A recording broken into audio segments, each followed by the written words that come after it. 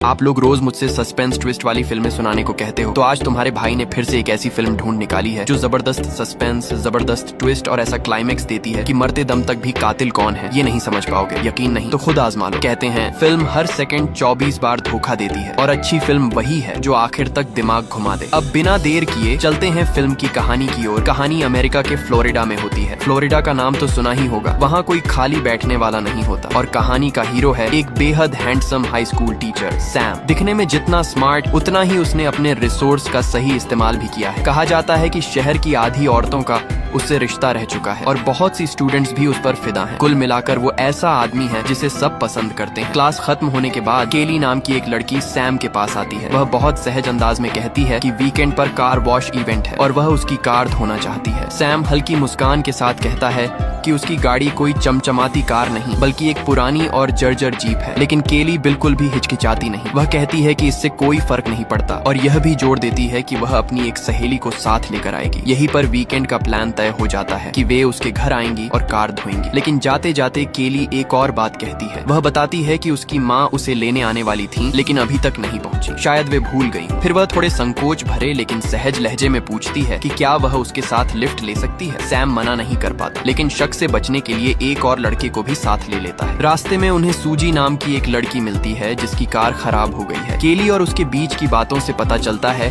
कि दोनों एक दूसरे को पसंद नहीं करती। शायद दोनों सैम को पसंद करती हैं और जलती हैं। जब वे केली के घर पहुंचते हैं तो वो घर पार्क से भी बड़ा निकलता है। आंगन में ढेर सारी गाड़ियां और अनगिनत नौकर देखकर साफ हो जाता है कि उसका परिवार बहुत अमीर है और ये बात भी झूठ थी कि माँ उसे लेने भूल गई थी। इतने लोग गाड़ियां होते हुए कोई न कोई भेज ही सकती थी। मतलब वो जानबूझकर सैम की कार में बैठना चाहती थी। घर देखकर साथ आया लड़का दंग रह जाता है लेकिन सैम बिल्कुल नॉर्मल रहता है क्योंकि वो पहले भी यहाँ आ चुका है। तभी केली की माँ आती है और सैम को अंदर ड्रिंक के लिए बुलाती है। साफ है कि वो उसे जानती है। सैम थोड़ा असहज होकर मना कर देता है। लगता है उसका और केली की माँ का भी कभी कुछ रहा है। वीकेंड आता है। केली अपनी सहेली के साथ वादे के मुताबिक सैम की कार धोने आती है। जब सैम की गर्लफ्रेंड देखती है कि इतनी अमीर लड़की खुद कार धो रही है तो वो हैरान रह जाती है क्योंकि शहर में सब जानते हैं कि केली कितनी रईस है। ये बात सैम की गर्लफ्रेंड को अजीब लगती है लेकिन सैम को कुछ समझ नहीं आता। कुछ देर बाद गर्लफ्रेंड घर चली जाती है। सैम इंतजार करता रहता है और दोपहर तक दोनों लड़कियां कार साफ करती रहती हैं। कार धुलने के बाद केली अपनी सहेली को भेज देती है और खुद अकेले सैम के घर के अंदर चली जाती है। सैम उस वक्त कुछ ढूंढ रहा होता है लेकिन जैसे ही वह ऊपर देखता है सामने का दृश्य उसे हैरान कर देता है। कुछ देर बाद केली गुस्से में घर से निकलती है। उसके कपड़े सूखे हैं। मतलब काफी समय बीत चुका है। सोमवार की सुबह केली की माँ घर पर अपने काम में व्यस्त होती है। तभी स्कूल से फोन आता है। केली आज स्कूल नहीं पहुंची। ये सुनते ही उनके होश उड़ जाते हैं। वह तुरंत सैम को फोन करती हैं और पूछती हैं कि क्या उसने केली को देखा है। सैम साफ इनकार कर देता है लेकिन उसी वक्त माँ को घर में बेटी की आवाज सुनाई देती है। दोनों थोड़ी देर बात करते हैं और उनकी बातचीत से साफ हो जाता है कि उनका पहले अफेयर रह चुका है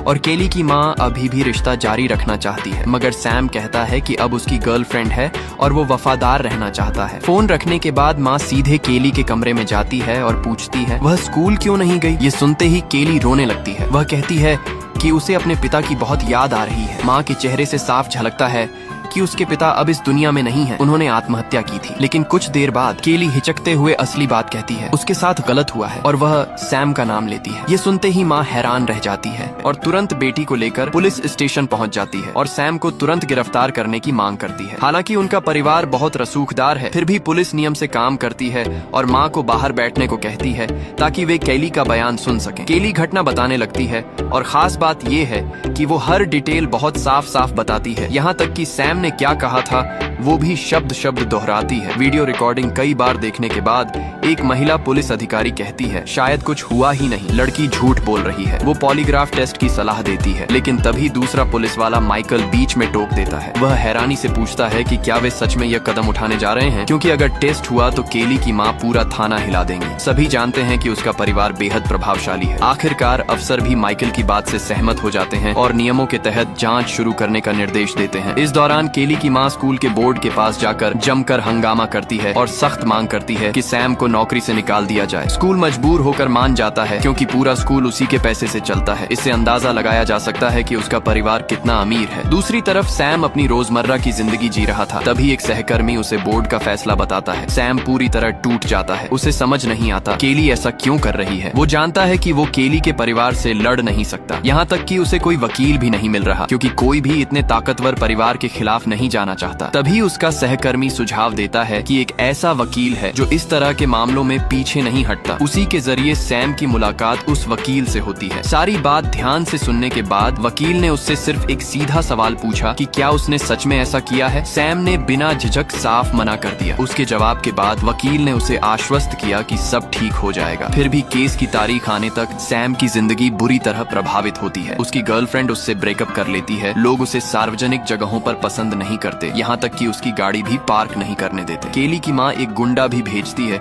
जो सैम को नदी में धक्का देकर बुरी तरह पीटता है। और इसी मुश्किल समय में उसके लिए एक और बुरी खबर आती है। याद है सूजी नाम की लड़की। वही लड़की अचानक पुलिस में रिपोर्ट दर्ज कराती है। वो भी आरोप लगाती है कि सैम ने उसके साथ भी जबरदस्ती की। पुलिस अधिकारी माइकल और उसकी टीम सूजी से बयान लेते हैं। उसका बयान लगभग वैसा ही है जैसा केली ने दिया था। अब मामला और गंभीर हो जाता है। सैम गिरफ्तार हो जाता है। सच ये था कि अगर फैसला उसके खिलाफ जाता तो उसकी जिंदगी लगभग खत्म मानी जाती। फिर भी वकील ने पूरे आत्मविश्वास से उसे आश्वासन दिया कि अदालत में वह मजबूती से उसका पक्ष रखेगा। आखिरकार सुनवाई का दिन आता है। कोर्ट में केली रोते रोते अपनी कहानी सुनाती है और वहाँ मौजूद लोग उस पर तरस खाने लगते हैं। इसके बाद सूजी ने गवाही दी। उसकी बात खत्म होते ही वकील ने इशारा किया कि कहानी में कुछ तो गड़बड़ है। उसने याद दिलाया कि स्कूल में सैम हमेशा उसकी मदद करता था। दोनों अच्छे दोस्त थे। जब वह ड्रग्स रखने के आरोप में पकड़ी गई थी तो सबसे पहले उसी को फोन किया था। फिर अब अचानक वही इंसान दोषी कैसे हो सकता है। सवालों की बौछार से सूजी घबरा गई और आखिरकार टूट गई। उसने सच कबूल किया। केली के पिता की मौत के बाद केली सैम से प्यार करने लगी थी, लेकिन सैम ने उसे स्वीकार नहीं किया। बाद में जब उसे सैम और अपनी माँ के रिश्ते का पता चला तो उसने बदले में सैम को फंसाने की साजिश रची और उसको भी साथ मिला लिया। ये सुनते ही कोर्ट में हड़कंप मच जाता है और केली बेकाबू हो जाती है। अब उल्टा उसी पर झूठा आरोप लगाने का केस बनता है, जबकि सैम बेगुनाह साबित हो जाता है। अपनी बेटी को बचाने के लिए केली की माँ मजबूर होकर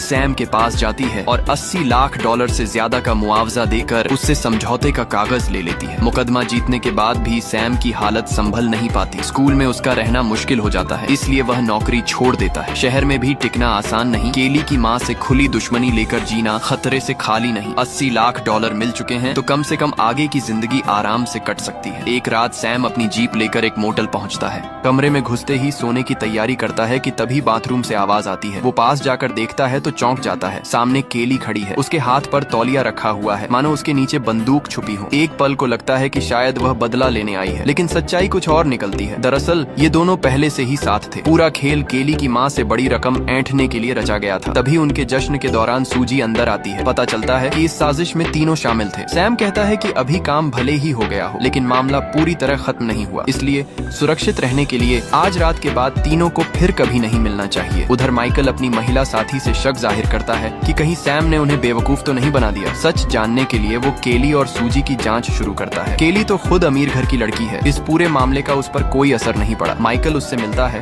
और अपनी थ्योरी बताता है, लेकिन वो कहती है कि उसे कुछ समझ नहीं आ रहा और उसे नजरअंदाज करके चली जाती है। सूजी से मिलते ही माइकल बिना घुमाए फिराए बोलता है कि उसे सब पता है। सैम रकम लेकर निकल चुका है और वह यहाँ मासूम बनने का नाटक कर रही है। सूजी ऊपर से शांत बनी रहती है और माइकल को भगा देती है, लेकिन उसके जाते ही सैम को फोन करती है। फोन नहीं लगता तो वो कार लेकर सीधे केली के घर पहुंच जाती है। माइकल पहले से ही अंदाजा लगा चुका था कि वो बेचैन होकर कुछ करेगी, इसलिए बाहर ही इंतजार कर रहा होता है और उसके पीछे पीछे पहुंच जाता है। उसी वक्त सैम का फोन केली को आता है। उसे अंदेशा हो चुका होता है कि सूजी कुछ गलत कदम उठा सकती है, इसलिए वह केली को उसे काबू में रखने को कहता है। और इसी समय माइकल थोड़ी दूरी पर छिपा हुआ सब रिकॉर्ड कर रहा होता है। वीडियो में दिखता है। फोन कटने के बाद दोनों में बहस होती है, फिर हाथापाई शुरू हो जाती है। अगले दिन माइकल सीधे सैम सैम को गिरफ्तार कर लेता है और रिकॉर्डिंग अपने बॉस को दिखाता है। वीडियो देखते ही बॉस भड़क उठता है। वह माइकल से पूछता है कि क्या वह आधी रात किसी के घर में घुसकर फिल्म बनाने गया था। माइकल गुस्से में कहता है कि उन सबको बेवकूफ बनाया गया है। उसके मुताबिक सैम, केली और सूजी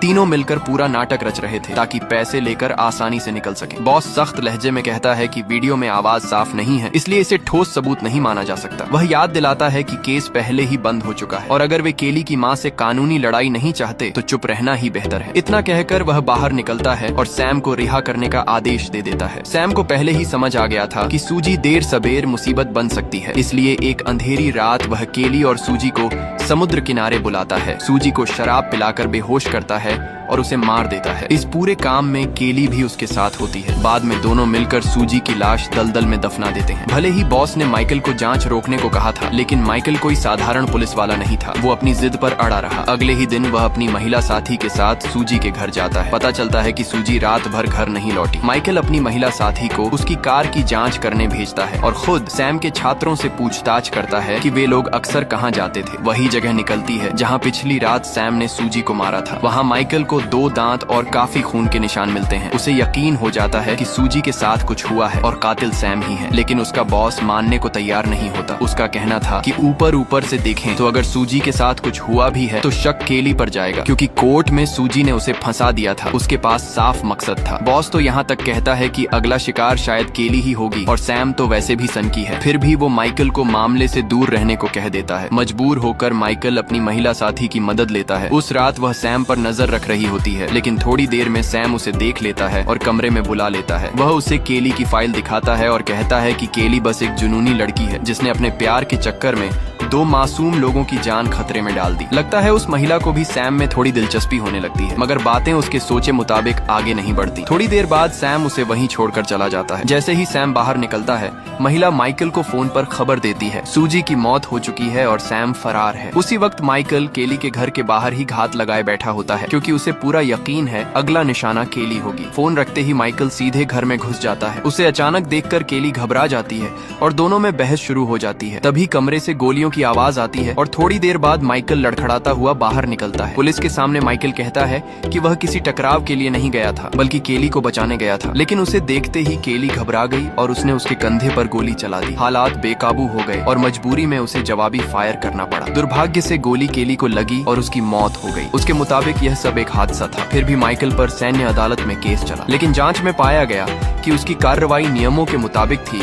आधिकारिक रिपोर्ट में निष्कर्ष निकला कि सूजी की हत्या केली ने की थी और माइकल ने उसे बचाने की कोशिश में गलती से गोली मार दी। दूसरे अफसरों ने भी उसकी बात की पुष्टि की। आखिरकार माइकल को जेल नहीं हुई, बस नौकरी और सभी सुविधाएं छीन ली गई। दृश्य बदलता है। समुद्र का शांत किनारा, सुनहरी रेत, चारों ओर सुकून। सैम भी लेटा हुआ धूप सेंक रहा है, जैसे सारी परेशानियां पीछे छूट गई हैं। कुछ देर बाद वह होटल के कमरे में लौटता है। दरवाजा खुलता है। माइकल अंदर नहा रहा होता है। असल में पूरी साजिश इन्हीं दोनों की थी। केली और सूजी तो बस मोहरे थीं और अब वो मोहरे भी हमेशा के लिए हट चुके थे। $80 लाख से ज्यादा रकम दोनों ने आपस में बांट ली। पूरा प्लान बिल्कुल परफेक्ट था, लेकिन माइकल उन 2 लड़कियों जितना बेवकूफ नहीं था। उसने बातचीत को घुमाया नहीं, सीधे मुद्दे पर आया और पैसों की टाइमिंग पूछी। सैम ने बताया कि बैंक से राशि भेजी जा चुकी है और 1-2 दिन में पहुंच जाएगी। अगर उसे भरोसा नहीं है तो यहीं रुककर इंतजार कर ले। माइकल को इतनी आसानी से भरोसा नहीं था, इसलिए उसने वहीं रुकने का फैसला कर लिया। तभी सैम ने बताया कि उसने नई सेल बोट खरीदी है और क्यों न समुद्र की ओर निकलकर समय बिताया जाए। समुद्र में पहुंचकर सैम नाव चला रहा होता है, इसलिए वह माइकल से कहता है कि रस्सी कस दे। माइकल सोचता है इसमें क्या खतरा है और जैसे ही वो करता है